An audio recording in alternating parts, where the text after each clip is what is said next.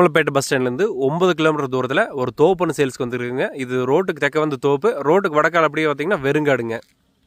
எக்ஸாக்டாக சொல்லணும் அப்படின்னா தாந்தோணி கிராமம் சொல்லுவாங்க. ஸோ உடுமலைப்பேட்டையிலேருந்து தாராவூர் ரோடு உங்களுக்கு தெரியும். தாந்தோணி கிராமம் எல்லாத்துக்குமே ரொம்ப பக்கமாக இருக்கிற ஒரு தோப்பு காமிச்சிட்டு இருக்கிறேன் உங்களுக்கு. இந்த ரோட்டுக்கு தெற்க இருக்கிற எல்லாமே வந்து மரங்கள் வந்து 3 ஏக்கர் 30 சென்ட் இருக்குது. ஒரு 210 மரங்கள் வருங்க. மீதி எல்லாமே வந்து ரோட்டுக்கு வடக்கு வெறுங்காடு. ஏதோ ஒரு காய்கறி பயிர் பண்ணுறீங்க, ஒரு பந்தல் போடுறீங்க, இந்த மாதிரினா நல்லாவே இதாகும். அந்த டவர் வந்து சென்ட்ரல் பட்டு ஒரே ஒரு லைன் ஸ்ட்ரெயிட்டாக போகும். அது ஒன்றும் பிரச்சனை இல்லை. உங்களுக்கு காய்கறி எங்கேயும் கூட தென்னை போட்டு அந்த சென்ட்ரல் கேப் விட்டு கூட மறுபடியும் வடக்கால கொஞ்சம் விட்டு சேர்ந்து போகுது. இந்த தோப்புக்கு வந்து நமக்கு தலைமட வாய்க்கால் பாசனம் இருக்குங்க. ஒரு வருஷம் மட்டும் ஒரு வருஷம் திரும்ப மேலே தண்ணி வந்து நமக்கு வந்துடுங்க. தென்னந்தோப்புக்குள்ளே ஒரு போர்னு இருக்குதுங்க. நல்ல தண்ணி, ஒரே போர் தான். மரங்களோட வயசு ஒரு 30 வருஷத்துக்குள்ளேயாச்சுங்க. ஆனால் வந்து ஒரு 4 வண்டி கை வரைக்கும் அதிகபட்சமாக வெட்டியிருக்கிறாங்க. ஒரே ஒரு சர்வீஸ் இருக்குதுங்க. அது வந்து 5 HP இருக்குது, ஃப்ரீ சர்வீஸு.